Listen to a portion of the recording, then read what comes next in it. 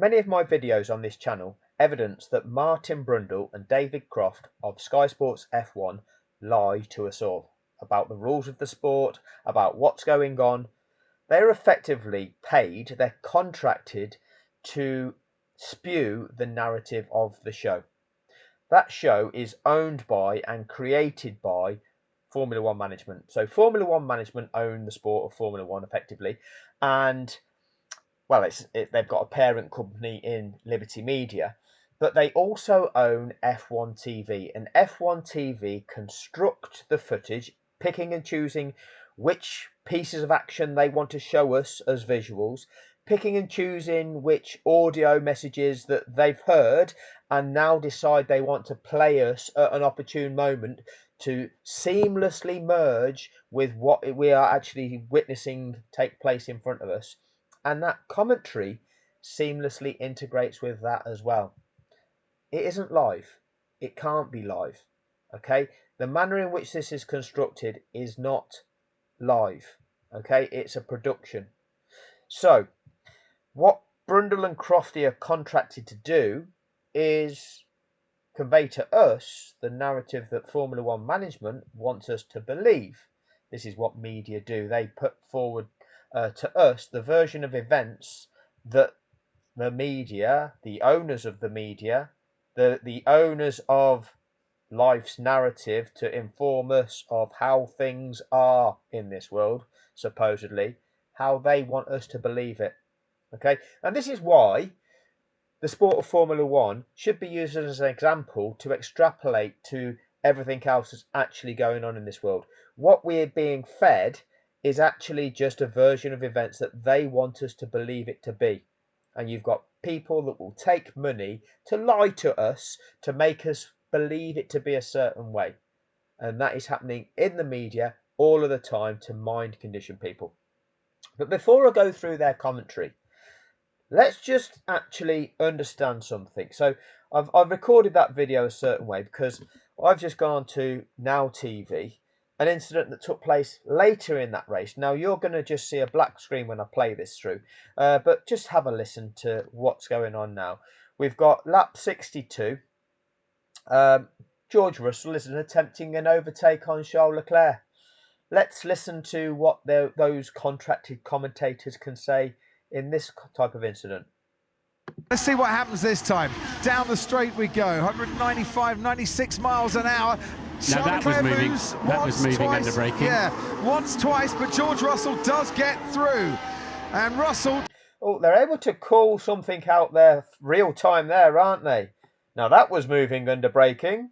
Takes that third place from Charles Leclerc, who's going to fight this back down the inside into turn 2. Russell's already half a car length ahead and will now power ahead under traction out of the corner. Well, as Charles Leclerc said, I don't think we're even going to finish on the podium, and how prophetic was that? But he's tried his best.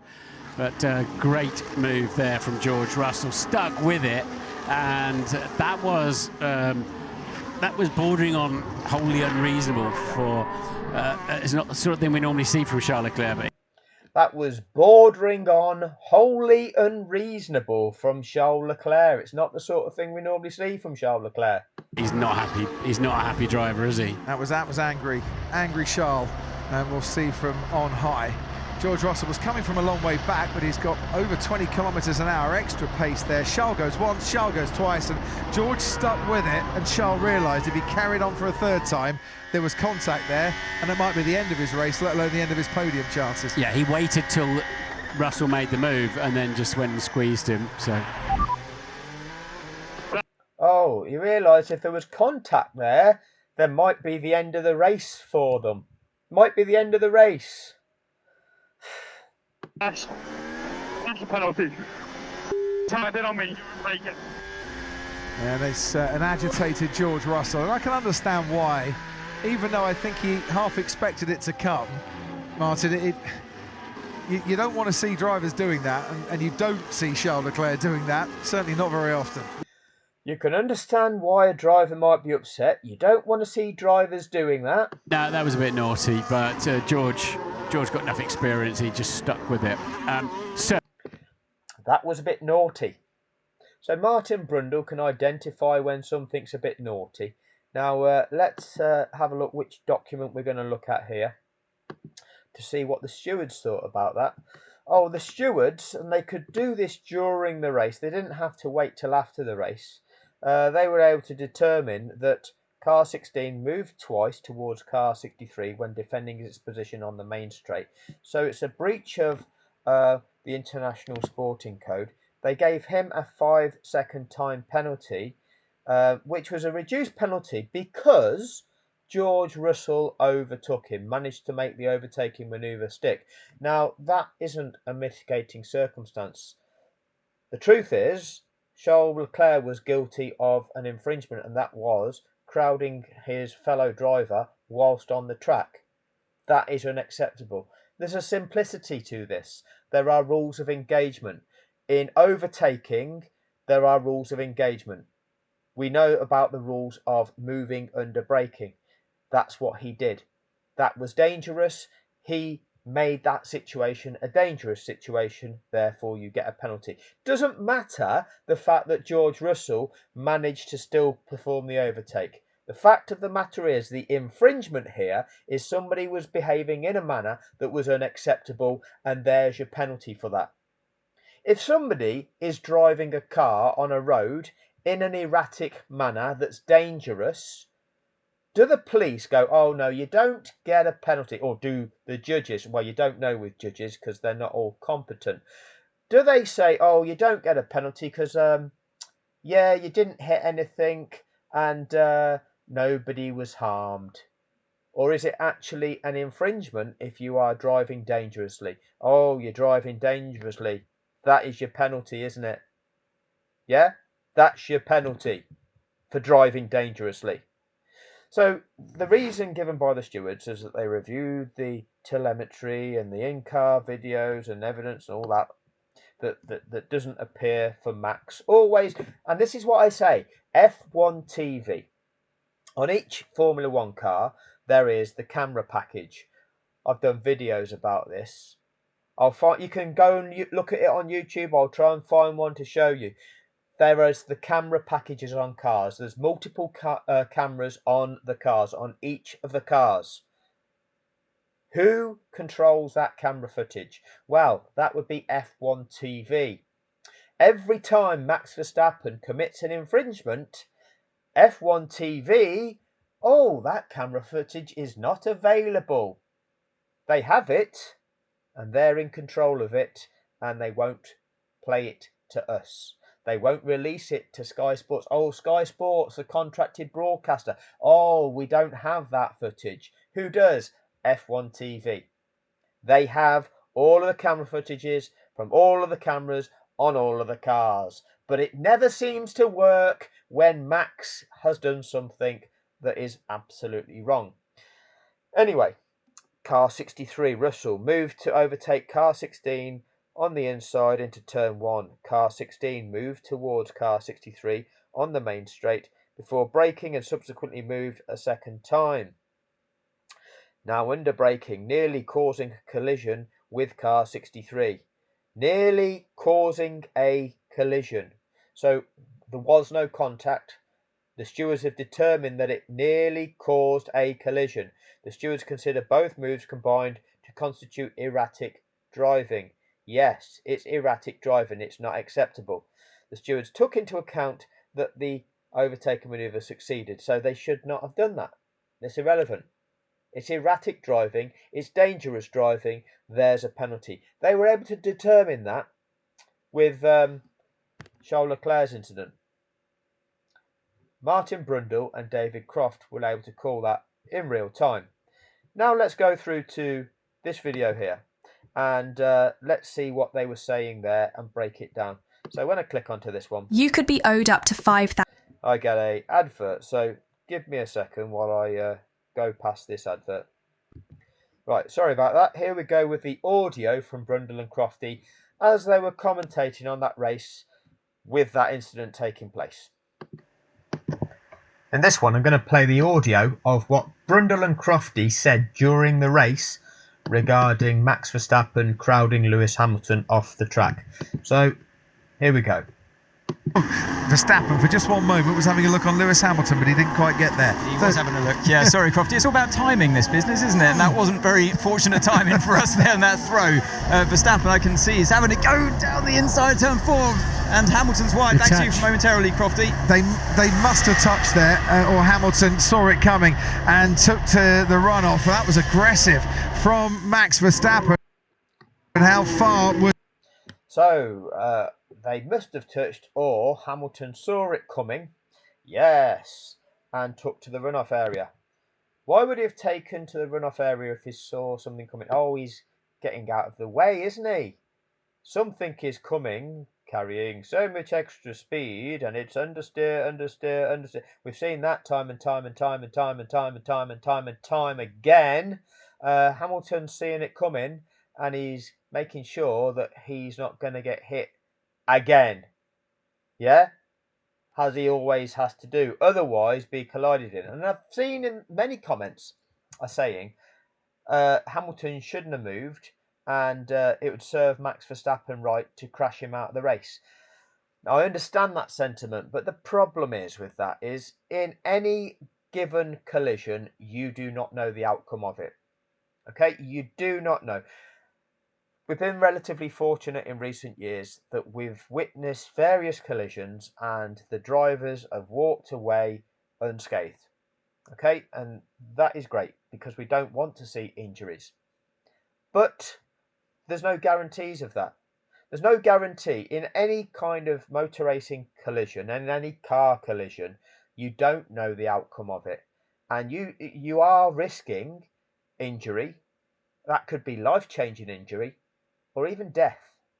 If you actually go back to look at Ayrton Senna's crash, which killed him, that incident didn't look particularly bad. When you compare that with some of the other crashes we've seen and what is actually going on, the energy of the incident and what appears to be the destruction taking place, like we see drivers walk away from far worse than what ultimately killed Senna. You do not know what's going to happen in a car crash, and it could be some freak occurrence, some freak happening that a component of the car connects with a driver in such a way that it causes injury or death. So if you can, you don't want to get collided with. Now, it's only psychopaths that are willing to put their car on a collision course with another car, risking that collision. And if the other car doesn't get out of the way, there definitely will be that collision. That kind of driver needs stamping out the sport. There's no place in sport for people that are willing to conduct themselves in that manner. In any other sport, if you've got somebody that's willing to effectively do something that's against the rules, risk injuring themselves and anybody else, well, they get banned from the sport because they're not competing in the sport. Okay, they're doing something that's completely unacceptable. But it's never going to get called out in Formula One because the narrative is, oh, he's the best ever. That's just elbows out. That's just argy-bargy. Oh, that's Supermax. Right? It's just not acceptable. Was he alongside on the inside of that Ferrari as he moved his way up into 11th place? I say moved, kind of barged his way into... Yeah, barged his way. This is Formula One. Okay, this is open wheel racing. Cars travelling at high speed. Collisions between those cars can result in significant harm. Serious incidents. There is no barging. That's not acceptable. Okay, it's a non-contact sport. Now, when things happen, when cars are in close proximity, they can touch, but they shouldn't be touching.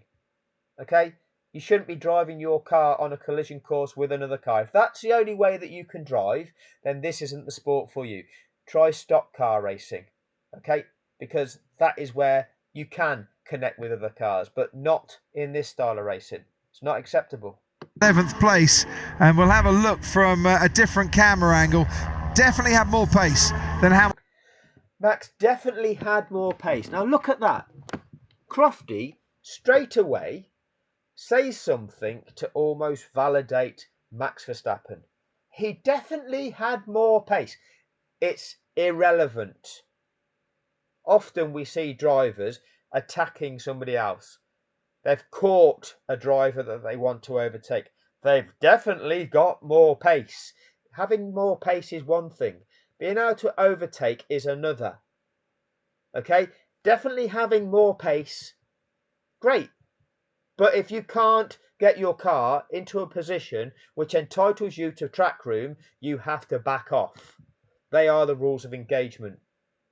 There are rules regarding how you've got to overtake cars for safety, for how this sport is conducted.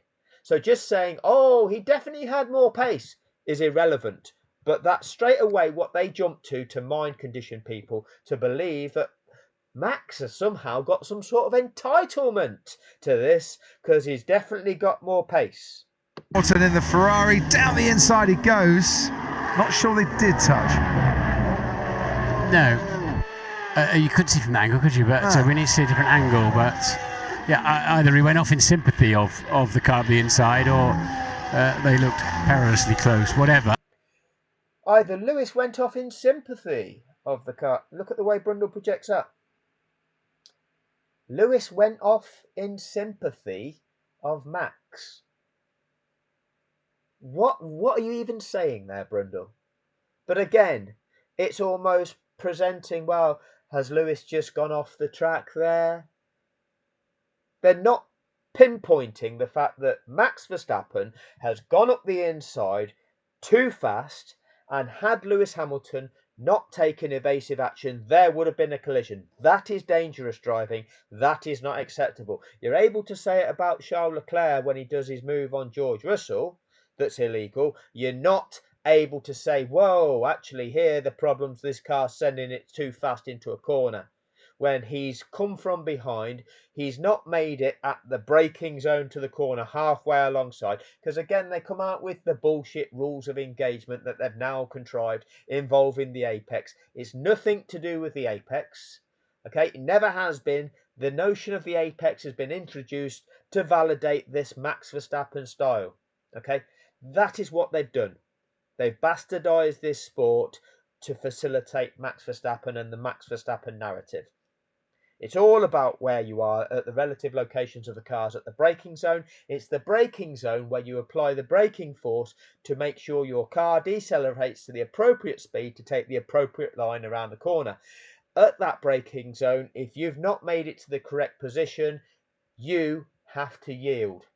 If you have made it to the correct position, which is if you're overtaking on the inside, you've made it at least halfway alongside the car that you're attacking, you are entitled to be left track room. The car that's being overtaken needs to acknowledge that and leave you space. What you are both doing is acknowledging that you both have right to track room, and therefore you need to make sure your car decelerates to an appropriate speed to take an appropriate line around that corner that leaves each other room, and leaving the car on the outside room on exit of that corner. It's nothing to do with racing line, because neither of you can be on the optimum racing line if somebody's trying to do an overtake through a corner. So it's nothing to do with racing line. If you're on the outside trying to do an overtake, you have to have got yourself at least fully alongside the car that you're seeking to overtake by that braking zone in order for you to be left room around that corner. The car that's on the inside, the car that's being challenged for position here, has a right to clip the apex of the corner. But what they would normally try to then do is on exit of the corner is go all the way over to the edge of the track. That would be closer to what would be the racing line. But they're not allowed to do that because they have to leave the attacking car at least a car's width on the exit of that corner. So therefore, in order to not be swung fully wide on exit the corner, you have to take an appropriate speed into that corner. It's nothing to do with you where you are at the apex, because it could be too late. If you've gone too fast into that apex, you're not going to be able to leave room on exit of that corner. That momentum that you are carrying will automatically take you wide on exit of that corner, leaving no room for the car that is challenging you. So you have to determine your speed. You have to determine your right to track room at the braking zone for the corner. That is what it's always been, and they've changed the narrative to facilitate Max Verstappen. And you've got Martin Brundle here saying, oh, is Lewis doing this out of sympathy? It's disgusting. We'll carry on. Verstappen has the position. Anthony, we'll try again. So Max Verstappen is guilty of dangerous driving, and he's gained a position through dangerous driving. 10-second penalty, and give that place back. And if he doesn't give that place back, another 10-second penalty for not giving the place back, for gaining a position by driving dangerously. But you don't get any of that. It's on lap 29. We then have to go to lap 32 for when they speak about it again. So lap 32, what's appeared on our screens is FIA race control, turn 4 incident involving car 1 Ver and car 44 Ham noted. And Crofty has to say this. This has happened a bit slower than I thought. Race control have noted that Verstappen-Hamilton incident. Max was not very far up the inside on Hamilton into turn 4. I wouldn't be surprised if the stewards had a look at that one, to be honest, as to whether it was, forcing another driver off the track. Yeah. Max was not very far up the inside. I wonder if it's forcing another driver off the track. You're wondering, are you? You're wondering. This is the way that we describe this. You see, we weren't wondering about Charles Leclerc, were we? Now, Charles Leclerc, you went, oh, no, that's naughty. That's naughty. You're not allowed to do that. But we're wondering when it comes to Max, aren't we? Yeah, I don't know. I don't think Lewis would have gone that far off the track, of his own volition, frankly. But let's see. We can't.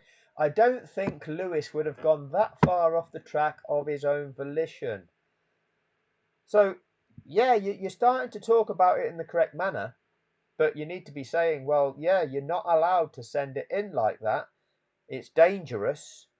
Lewis has the right to take what should be the racing line around that corner, and he should not have to adjust his line mid-corner to avoid a car that's sending it in too hot and that would collide with him had Lewis not changed his line mid-corner.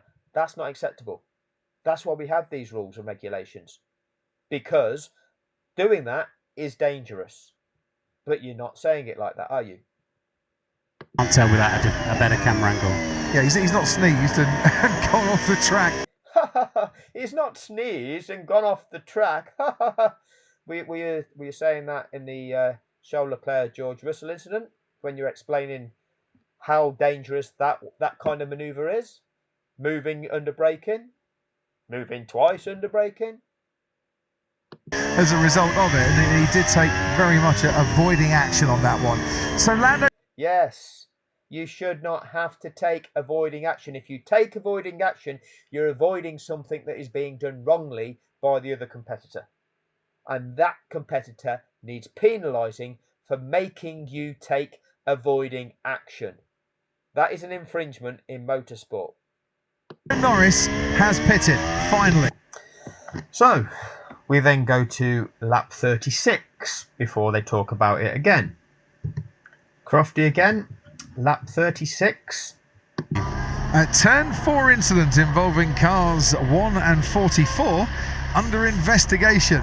You remember Hamilton and Verstappen collided into Hamilton last year at the Hungarian Grand Prix. Well, they're under investigation by the stewards, well, Max is, for his move down the inside, and we'll see what happens from that investigation. The net result is that Verstappen is ahead of Hamilton in 9th place. And down to you. Yeah, Crofty, just a quick one. I got the rule of engagement in terms of overtaking right here in front of me. Good. Oh, Anthony Hamilton's now got the rules of engagement right in front of him. Funny that for all these last few years, since 2021, nobody knew what the rules of engagement were. 2021 season. You see, I knew what the rules of engagement were for many, many years before that. Do you know why I knew what the rules of engagement were? It's because I used to watch Formula One on the TV, and Martin Brundle used to explain it to me. He used to explain it to us all. You know, Martin, the presented expert, used to explain why I'm saying to you that if you're overtaking on the inside, you need to be at least halfway alongside the car you're trying to overtake. And if you are at the braking zone, this is, and if you're trying to overtake on the outside, you need to be at least fully alongside at the braking zone. And for the reason of that is the moment in time where you need to assess whether or not you have the right to racing room around the corner, or whether or not you have got to give somebody else racing room around the corner. And therefore that's the moment where you are applying the amount of braking force required to pick the appropriate speed to make it on the appropriate line around the corner, whether or not you have to leave somebody else room. You see, how do I know that? I know that because I've been watching the sport for a long period of time and was educated by the likes of Martin Brundle about that many, many years ago. But now Martin Brundle's got amnesia ever since 2021. We don't know. We don't know the rules of engagement anymore. Did Max do anything wrong there? Did Max force Lewis Hamilton off the track there? Oh, well, Max went off the track, but then the other driver went off the track as well there. Yes. Did Max do anything? This is the narrative. They can't talk straight, can they? They're having to comply with what they're being told because that is the agenda of the show. They like the conflict. They like the fact that they've incited these children that like seeing crashes, that their hero is Max Verstappen. They like these orange flare chuckers. Okay, you look at the crowds, the grandstands are filled with the orange army. They love that. They love this tribalist attitude. What it does, the conflict makes the show money. That's why they do it. There's many other motives as well. Maybe they didn't want to see a man of colour eclipsing, coming into the sport, being the only guy effectively that's ever been in the sport and obliterating all of the previous records. That they were lauding these drivers as being these superhuman best you've ever seen. And all of a sudden, Lewis Hamilton comes along and smashes every single one of them as the first and only black driver in the sport. So maybe some of them didn't like that dynamic. Maybe some of them don't like the fact that somebody did surpass Michael Schumacher's records. Who knows? There's various different motives that could apply, and they probably all do. But the fact as well is this makes them money. And ultimately, one of the most important things they care about is money. No integrity. They'll lie to us happily. They'll pay people to lie to us. Those people will take the money to lie to us. And it's all about money. Mind control and money. That is the dynamics of life. Media is being used to lie to us, mind control us. Who's making the money? Oh, those that own the big businesses also own the media, and they tell us what they want us to believe, how they want us to believe it to be. Do your research. Start seeing what's really going on in life.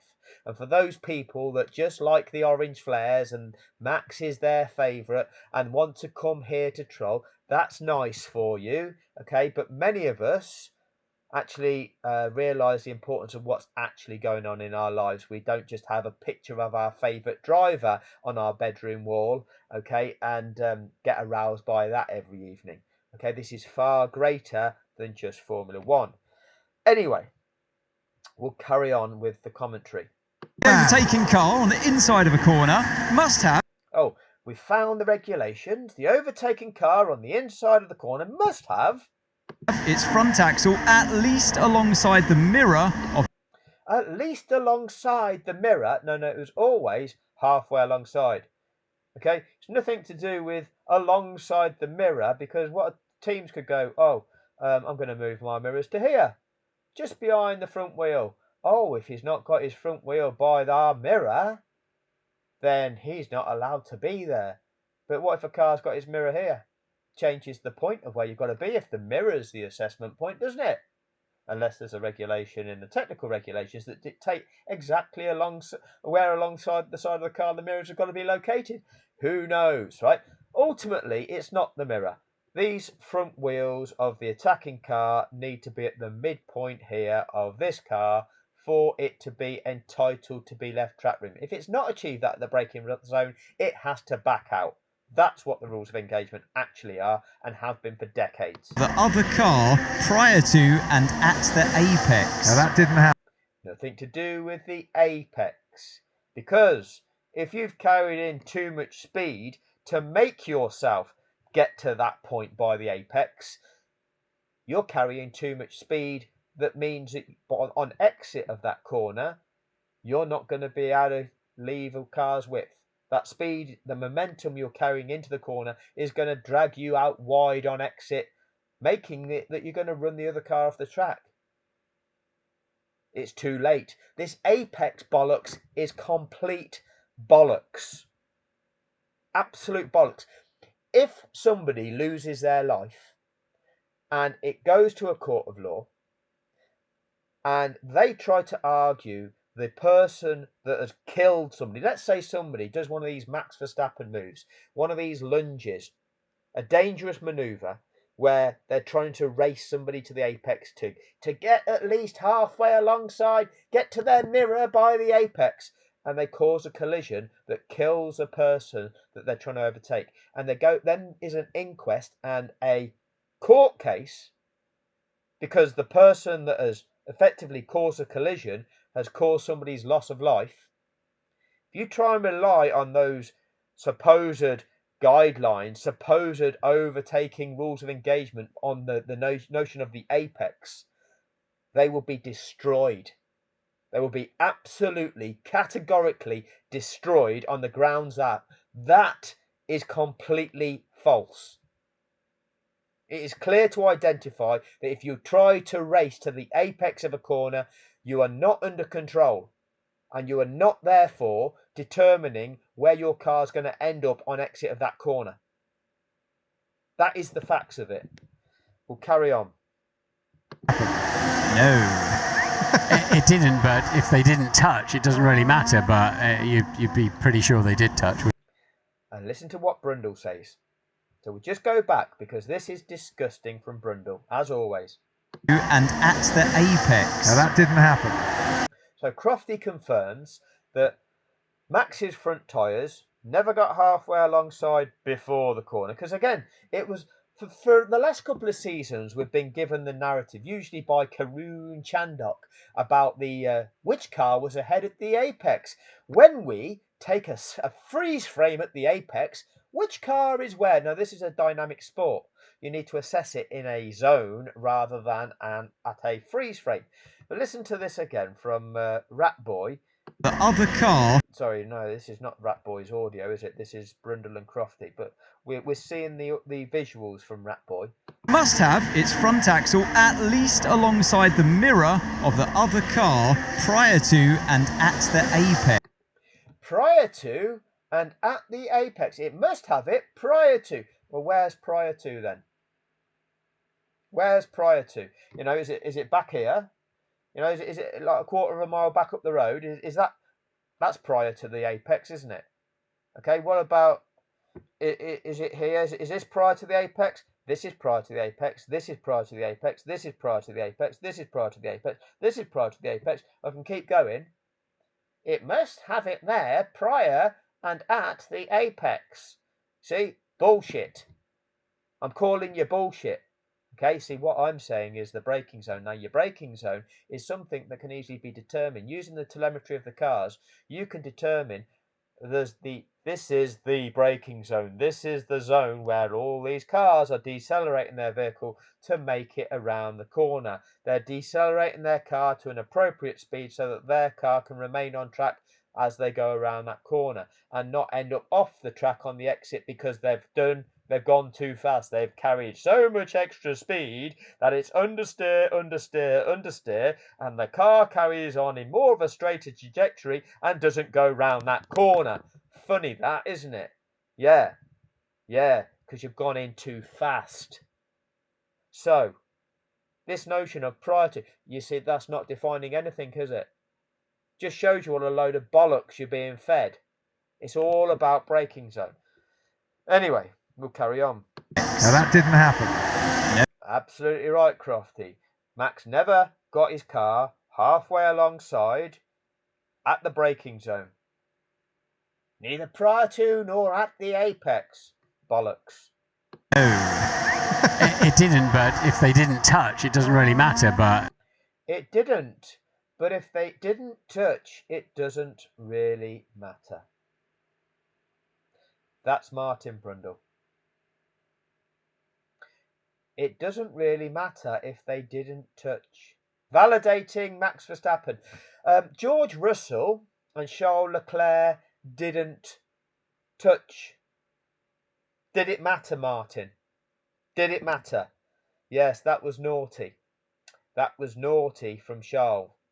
That's a 10-second penalty and 2 penalty points on your licence, isn't it? 2 penalty points on your licence. Wasn't Max near a race ban the other race back? Oh, no, some of them points have now gone off his licence. Is he down to 9 now? I don't know. Oh, that would take him back up to 11, on the verge of another race ban, wouldn't it? Oh, we'll have a word with Max after the race and decide whether or not we're going to give him a penalty or not. Oh, but if they didn't touch, then tell us, Martin. No. It didn't, but if they didn't touch, it doesn't really matter, but It absolutely does matter. George and Charles didn't touch. There's still a penalty for dangerous driving. The only reason these cars didn't touch is because Lewis Hamilton was forced to take evasive action, otherwise they would have touched. Otherwise there would have been a collision. You don't know the outcome of that collision. Who knows? A car might have been sent into the barriers at 51G. There's a reason that a car wasn't sent into the barriers at 51G. It's because there's a car that didn't try to chop across the line of a car that was entitled to be there, which is what happened at Silverstone 2021. Back at Silverstone 2021, Lewis Hamilton had made at the braking zone of the corner, made himself almost fully alongside Max Verstappen. Almost fully alongside. He was maybe 30 centimetres. The nose of Lewis Hamilton's car was maybe 30 centimetres behind the nose of Max Verstappen's car at the braking zone, giving him entitlement to the inside line around that corner. You saw Lewis Hamilton decelerate. You saw Max Verstappen's car then go ahead and try to chop across the nose of Lewis Hamilton's car, because Max was trying to force Lewis Hamilton to have to back out, and Max wanted to take the apex of that corner, which he was not entitled to do. He had to leave racing room. Lewis here avoided a collision. Max didn't avoid a collision at Silverstone. Max tried to once again bully the other driver and came unstuck. Lewis had nowhere to go. Lewis had nowhere to go. And that all took place before the curbing. But they talk about the apex there. Oh, had Lewis have hit the apex? Absolute bullshit. Because Max hit Lewis before the curbing of that corner even started. I've shown it on my videos. Lewis then had to take a corrective steering input, otherwise he'd have been spun out of that race himself. He had to counter steer, which then took him away from that curbing, away from the apex as he went around cops. That's what happened, but Sky Sports can't identify that. But Brundle saying that is a tragedy. It didn't, but if they didn't touch, it doesn't really matter, but you'd be pretty sure they did touch, wouldn't you? The distance that the Ferrari went off the road. But nothing to do with whether they touched Brundle. Lewis took evasive action. He shouldn't have had to do that. He only had to take that evasive action because there's a car on the inside that's driving dangerously. That's a penalty. It's a 10-second penalty for driving dangerously. It's 2 points on your licence. You have to give that place back. So you give the place back. Then you get a 10-second penalty added onto your race time, or if you pit again, that's got to be served in your pit box. That's what you get penalised with. That's how this sport should work, if it's not the contrivance that it is. The contrivance of Formula One management. We will find out.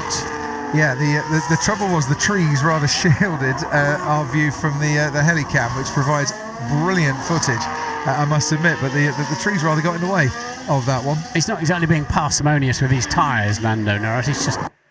So, that's all they had to say about it on lap 36. It's then lap 42 where we hear the final instalment. So Brundle on lap 42. And the incident between him and Max Verstappen will now be investigated after the race. Interesting. The stewards then obviously want to hear from both drivers on that one and their representatives. The stewards want to hear from both drivers and their representatives. Why do the drivers need a representative? Why does a driver need someone to represent them when they're talking through an incident that it was these two drivers involved? Lewis, you're driving along. You've had to take evasive action because this guy's sent it up the inside. Yeah, Max, here's the evidence of you not being entitled to be there. Here's the braking zone of the corner. You're not halfway alongside. You stayed in there. You shouldn't be there. You've got to brake. The car in front of you, Lewis Hamilton, is entitled to the racing line. So if he wants to go across to the apex of that corner, clip the apex and be wide on exit, he's got entitlement to do that. You'd not earned the right to be there. Okay, by you forcing your car there, had he have exercised his right to that racing line, there would have been a crash. That is dangerous driving. Nobody should be representing Max, trying to make an excuse for him in that. But what they try and turn it into is, oh, lawyers, you need a lawyer to represent you, don't you? To construct you an argument to try to absolve you of consequence for your crime. Oh, the legal system, lawyers. This is what Formula One is showing people. You can get someone to represent you to absolve you of consequence for your crime. That's the way it wants people to understand in society, that actually you can commit wrongdoing and nothing's going to happen. As long as you've got the ear of those that are in control, there's no consequence. Those people that are in charge of applying the penalties, they won't. They're all corrupt too.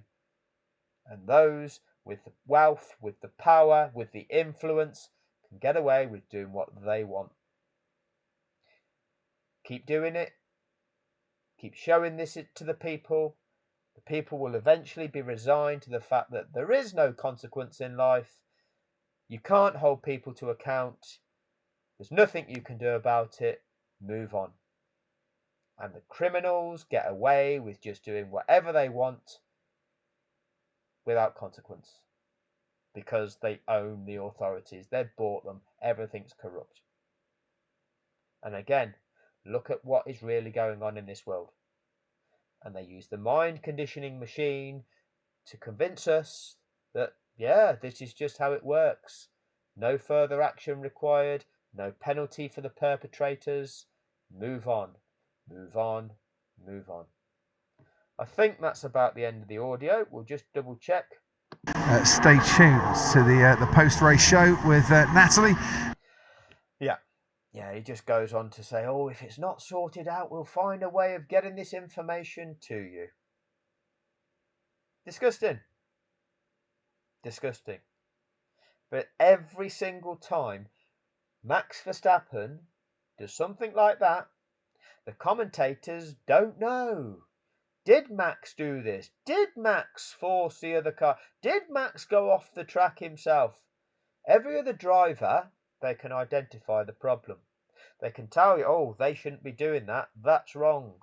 When it comes to Max Verstappen, oh, Yeah, but Max was clearly had extra momentum there. Max had definitely got more speed there. Did Max do this? Oh, we'll have to wait and see. Always the same guy, isn't it? Always the same guy. Anyway, thank you for your time.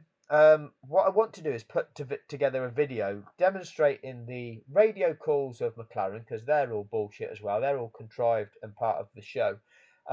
But the notion that people are objecting to what the video I've entitled with the thumbnail "Shafted," where Oscar Piastri was shafted out of yet another victory by his own team, and people are making comments.